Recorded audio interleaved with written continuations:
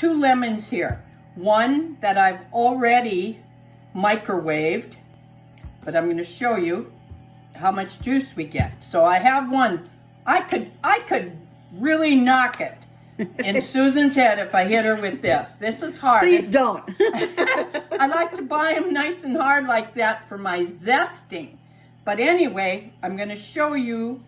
We're going to walk over to the microwave. We're going to Oh, and I love that because you're using the microwave. Yeah, I'm going to microwave it for 20.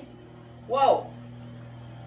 I'm going to microwave it for 20 seconds, but this thing says, well, we're going to just take it off. I hit the 2 and away it went for 2 minutes, but we're going to take it off after 20 seconds. Here we go. 21 seconds. Now, it's warm to the touch. It's not going to hurt you. You let it sit for just a minute, and then I rolled it,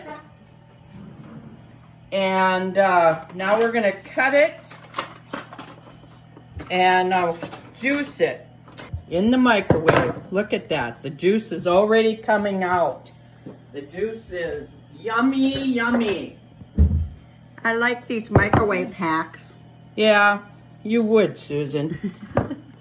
Oh, and you even use a different tool than I do. What do you use? I have one of those handheld squeezer things. Oh, I got rid of that. I like this better. Because you can move it around. Well, that looks like a lot of work. No, well, you just don't like any work. You're lazy. Maybe.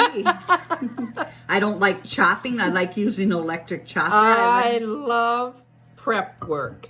Yeah, because that's kind of... And then I'll pour it into the, strain it.